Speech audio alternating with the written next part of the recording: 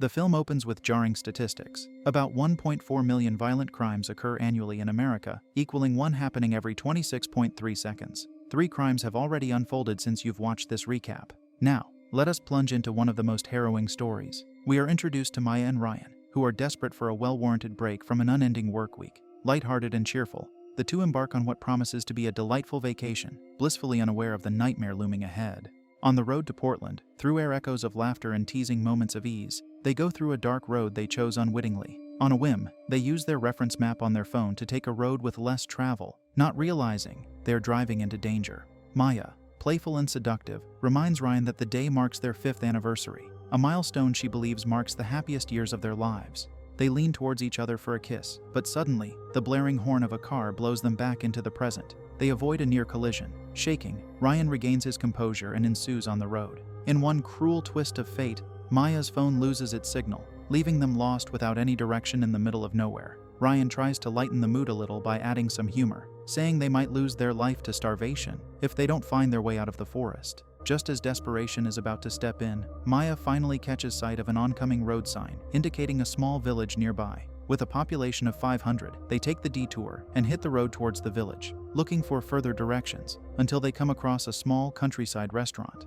The camera lingers, and 2 men in the back stare at them with unsettling interest. As the couple step inside, the atmosphere changes. Curious and suspicious gazes follow them, and it becomes plain that outsiders are a rare presence there. Instantly, Maya's instincts flicker into life, her body humming with a quiet tension as each glance cuts across the room. They order their food, and Maya teases Ryan over his inferior choice. Ryan defends his fattening decision, mentioning that it is their anniversary. The banter draws the attention of the next couple over, Eden and Neil, who themselves are celebrating a 2nd anniversary. As the two couples talk, Eden asks out of curiosity how long Maya and Ryan have been married for.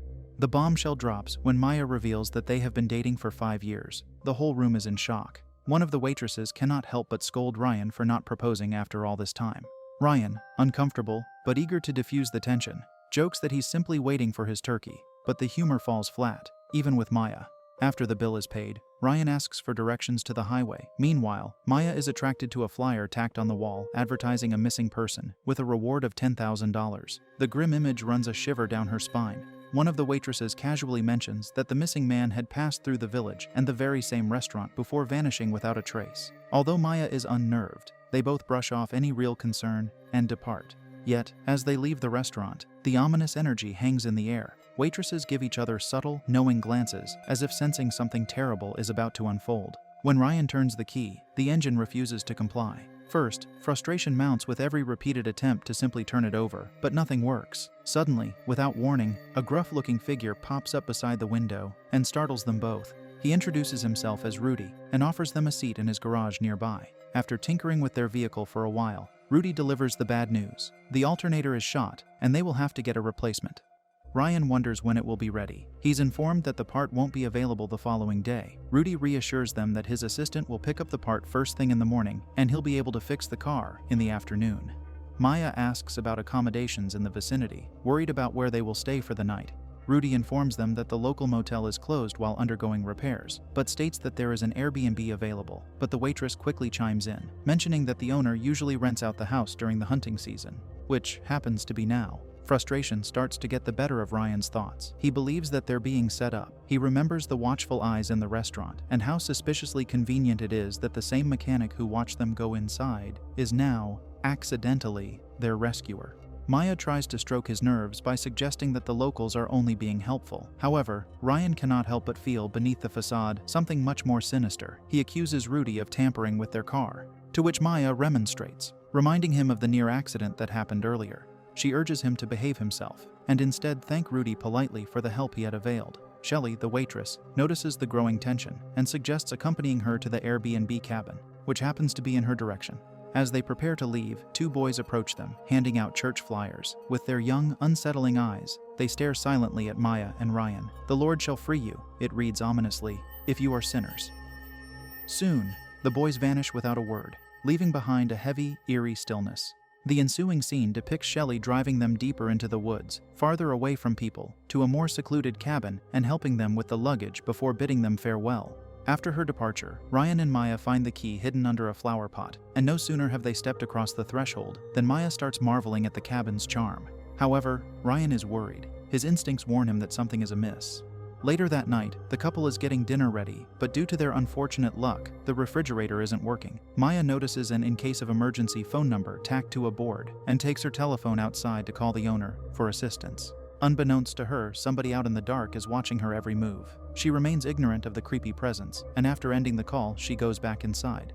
The next scene has Maya cocooned in Ryan's arms, as they both marvel at the serenity and stillness of their seclusion. No noise of traffic, or any other loud city sound, only the gentle hum of nature. Bewitched by the tranquility, Maya sits on Ryan's lap while their mutual kisses turn more passionate, leading them to the kitchen counter, lost in each other. But just as the two of them are basking in their romantic moment, suddenly, there is a very loud knock at the door. The two are shocked. Exchanging confused glances with each other, they wonder who it could be at such a time. The door opens to a small child standing in darkness. His face can barely be seen. He questions the presence of a girl. Maya immediately blurts out that he got the wrong address. The little boy quickly sprints off into the night, leaving both Ryan and Maya with a bad feeling. They shut the door, flip on the outside lights, and try to brush off the peculiar occurrence. Settle on the couch, wrapped in each other's arms. They remember the places they have been and find comfort in the memories that they have shared. Maya reminisces about their camping trip, on which they witnessed a breathtaking sunset. She confesses longingly that she had wished Ryan would have proposed to her then. He responded that he was not sure if she wanted to get married. Maya seizes the opportunity to gently correct him. It was 5 years ago, and now she wants to spend her life with him. Maya wonders, if she secures a job in Portland, would he move with her? Ryan, without hesitation, reassures her, saying that wherever she goes, he will follow. They wordlessly pledge to each other that they will face whatever life throws at them. Suddenly, Ryan starts choking. There is no inhaler in sight. The only one is locked away in the car outside. For a second, they brood over it, until Ryan remembers an old motorcycle parked outside the cabin. With an iron will, he resolves to ride into town and fetch his inhaler. With a soft kiss on Maya's forehead, he promises to bring along food for the night. Left alone in the cabin, Maya resorts to video chatting with her friend to avoid the growing sense of unease. All of a sudden, a knock on the door startles her. She thinks it is Ryan and hollers for him, but there is no response. After a few moments of eerie silence, the same little boy's voice questions if this is Tamara's house. With her alarm rising, Maya tells him firmly that it isn't, and they've already straightened out the mistake. Shortly after, looking through a peephole, she sees nothing, yet dread crawls over her. The camera shows behind her, inside the house, the shadowy figure of the boy as Maya stands at the door, shaking. Oblivious, Maya finally sits on the couch, but her phone is nowhere in sight. She frantically searches for it, until she finds it on the desk, just as she hears a chilling voice far away. The boy singing. She fastens into the kitchen, closes the window, and steps out into the backyard. All of her senses are active. There's no one there. She locks the door behind her, lights up a cigarette, and plays some music in an attempt to slow her racing heart down. Ryan, meanwhile, reaches his car and retrieves his inhaler. Just as he's about to depart, he's startled by the sudden appearance of Rudy, who initially mistakes him for a thief, but Ryan reassures him, clearing up any misunderstanding. Back at the cabin, Maya sits at the piano playing softly, but the peaceful notes are disrupted by the sound of footsteps above her. She looks around but finds nothing. The house is again ominously quiet. Meanwhile, on his way back, Ryan makes a stop at a small restaurant and orders 2 meals. Inside, he finds the couple they met earlier, laughing and drinking with friends. They offer him to join them, but he declines politely, saying that he needs to return to Maya. As he orders, the woman behind the counter stares at him in a very unsettling manner. After securing his purchases, the woman hands him a church pamphlet. Ryan, already on edge, pays no attention. In the meantime, we depict Maya having a hot shower, unaware of the uninvited company of an onlooker, standing just outside the glass and watching her with a terrifying mask covering his face. She suddenly senses that she is being watched, and, upon turning around, she finds no one there. She shrugs it off to her imagination and resumes her shower again. Shortly after, as she dries her hair, the power goes out, and the cabin becomes plunged into darkness. She grabs her phone and flashes the light, making her way around the shadows to find the fuse box. When she opens the closet door, her flashlight illuminates eerie doll masks staring back at her. Getting a little rattled, she brushes it off and focuses on her mission to restore the lights. Eventually, she succeeds in locating the fuse box, but as soon as she reaches down to pick up her fallen phone, she looks up to find a man in one of the doll masks standing inches from her. Screaming out of fear, she rushes upstairs, desperate for any place to hide.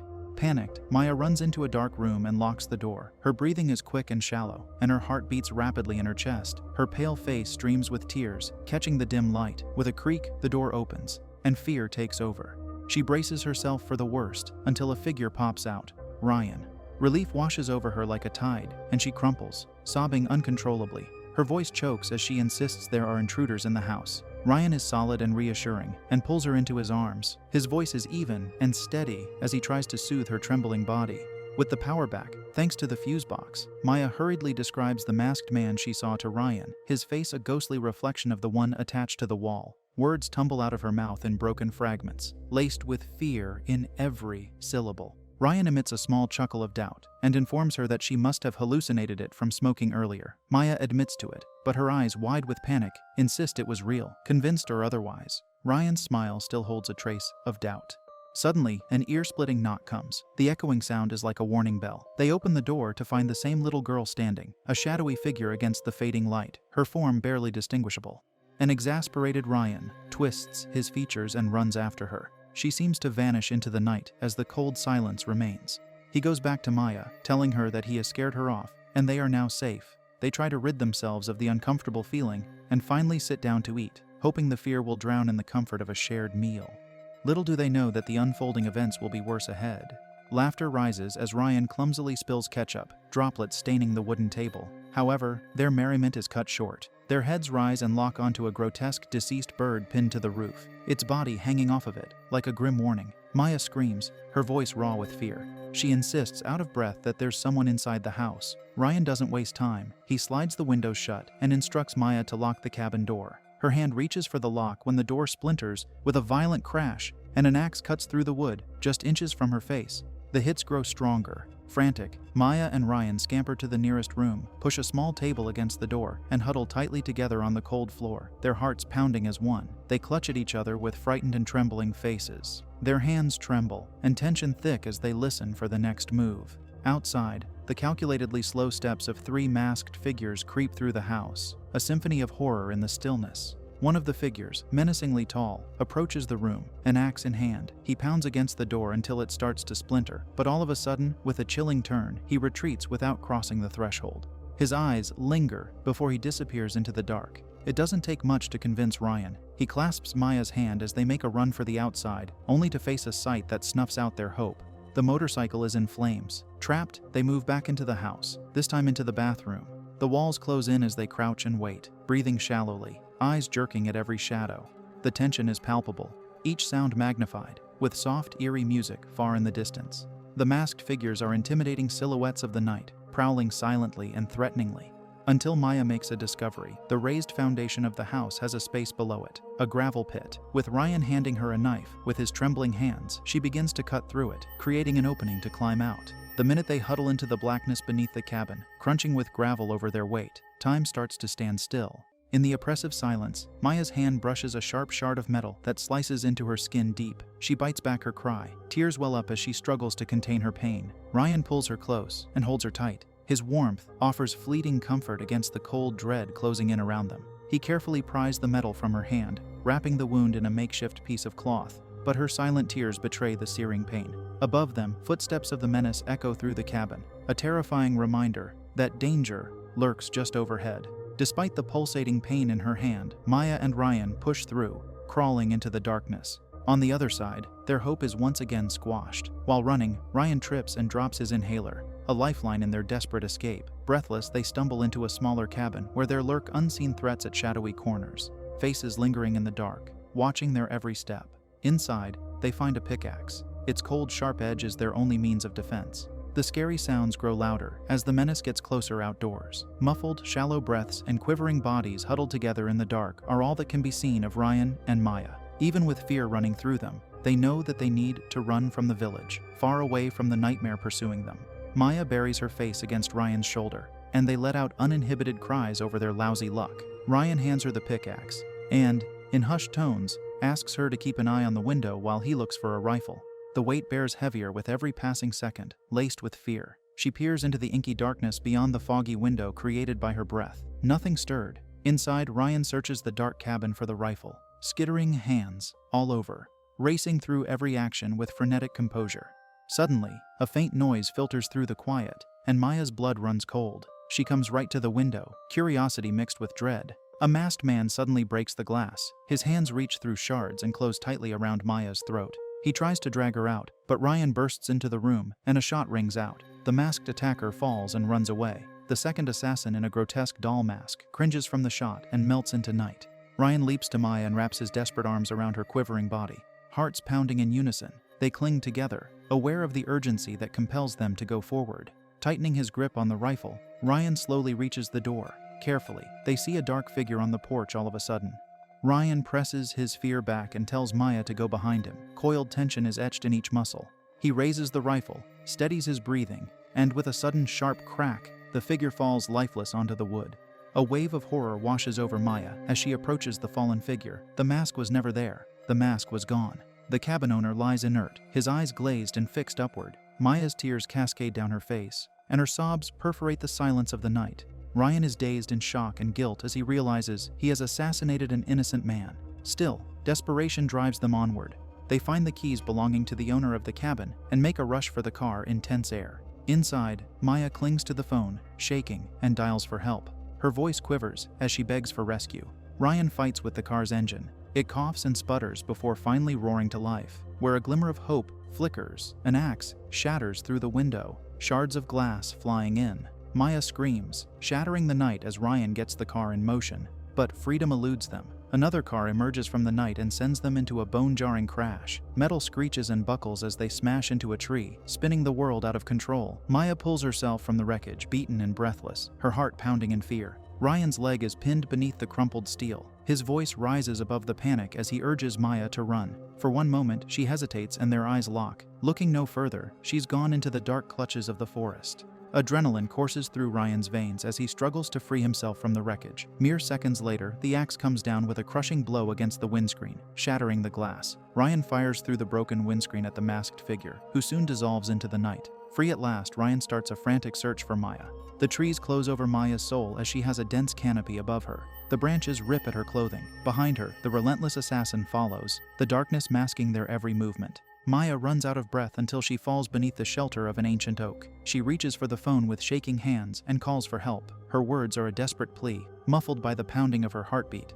Suddenly, panic washes through her veins. There lies beside her a half-buried skeleton. Her heart is racing, her breath is caught. The Slayer's footsteps reach her, regular, relentless. Before Maya can do anything, a violent blow knocks her forward to the ground. The masked figure drags Maya's now limp body through the tangled undergrowth. The silence of the woods, other than the soft rustling of leaves underfoot, is oppressive. The cabin looms ahead, a grim sentinel waiting in the night. The further the time lingers on, the deeper the desperation in each step Ryan goes into the nightmarish woods. Each part of the forest is filled with dark shadows, a sheltering place for any slaughterer. Eyes glance between trees searching for Maya. Shots are fired in the air, and the gunshots echo through the forest, a desperate gamble to disorient their pursuers. The chase continues. The sounds of their presence are sharper, more insistent. Ryan makes full use of the land, running and narrowly evading their clutches. The only thing occupying his mind is to find Maya and save her. Finally, he catches sight of the masked woman from afar. His hands are clenched on the rifle, the barrel trained on her, taut with adrenaline. His voice is hoarse, with a hint of desperation, asking about Maya. No answer comes out of the woman's lips, only a cold, hollow laugh that rings through the trees like a faraway bell. Ryan stiffens, his determination set against the gnawing fright in his guts. Aiming at her, his finger tightens on the trigger, his mind set on ripping through the dark to save the woman he loves. The masked woman laughs on with malevolent satisfaction, standing eerily still, an axe loose at her side. Ryan grows increasingly frustrated as the composure starts fraying, a thing he cannot afford to happen in this desperate search for every second that counts for Maya. In an instant, the masked man is rear-facing and hits Ryan on the head, who falls to the ground. The following scene is harrowing and full of raw emotion. An enormously tender moment shared between Maya and Ryan is ruthlessly smashed into pieces as they share a distressing, shackled moment. A heartfelt proposal, meant to inspire hope in a time of chaos, has now turned, in an instant, into a nightmarish scene where the masked man delivers a fatal blow. Maya's anguished cries pierce the silence of the night, overwhelmed by fear and grief. The masked figures loom over Maya. Their intentions are unknown, quite clearly malicious. Ryan's last moments are in pain, and at the same time, in bittersweet comfort owing to his final moments with Maya.